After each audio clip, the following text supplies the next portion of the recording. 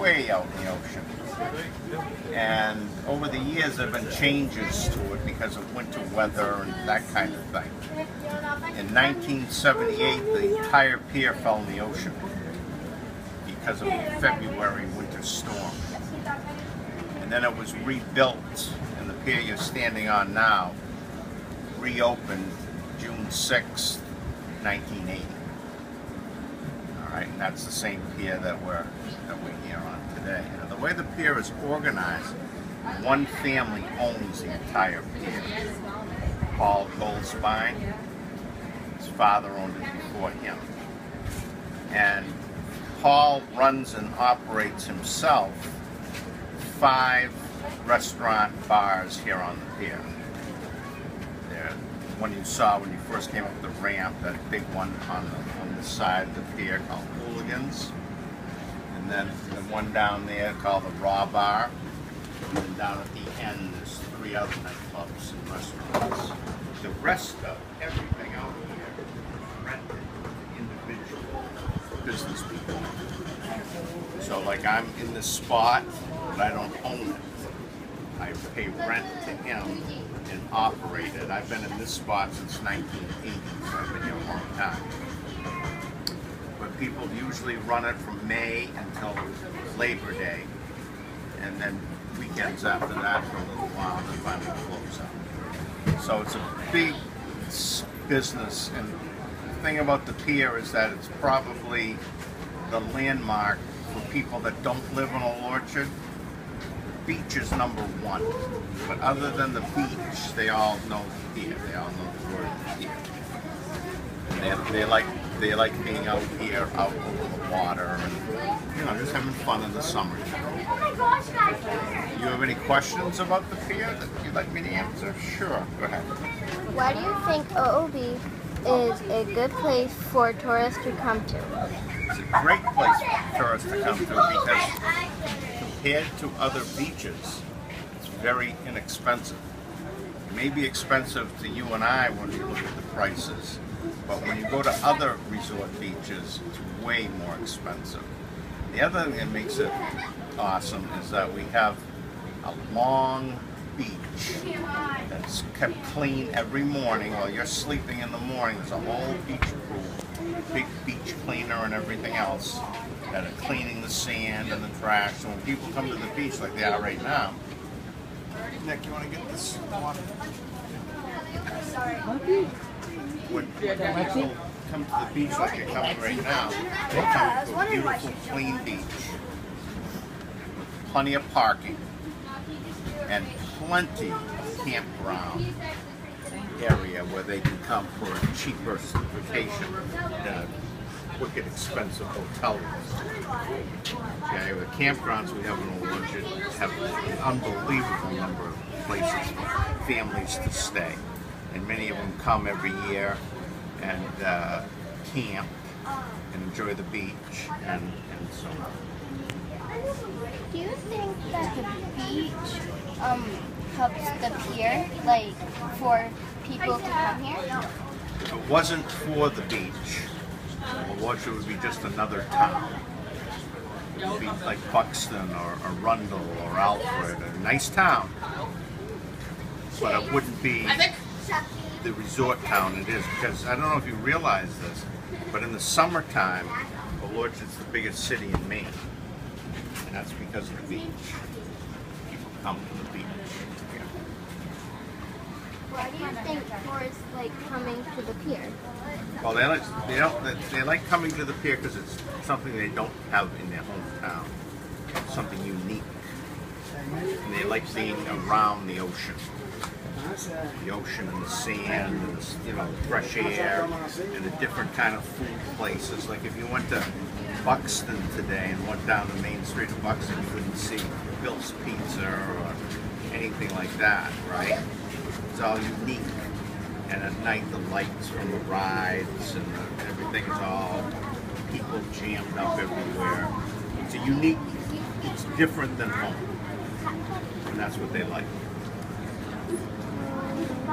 What types of things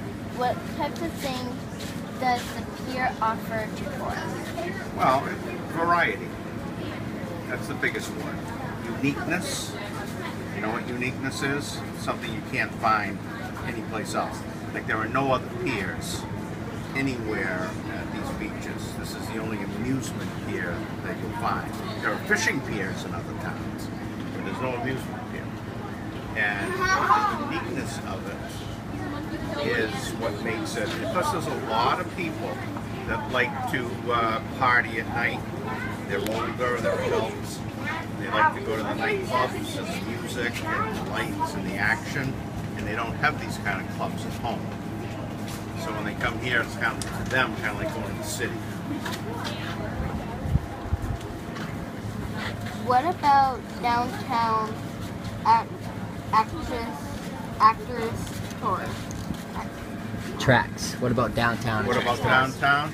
Well, certainly the rides. This is the only amusement park. See over here, Palace Playland? It's the only amusement park in New England that's on the beach. Beachfront land is very, very expensive. So most amusement parks are more inland, where the land's more affordable. So to have an amusement park on the sand at the ocean is rare. You don't see it. So the amusement park is quite an attraction. Like at night, when people go on that big Ferris wheel right there, they're going around and looking out at the ocean and looking at the town. It's a pretty unique feature. People that live in Old Orchard don't appreciate some of the uniqueness that we have here. Take it for granted. But people that come here from other places, it's pretty exciting. They have fun doing things they would never think of doing at home. Also, it's the first beach, Sarah, on the way from Canada. First major beach.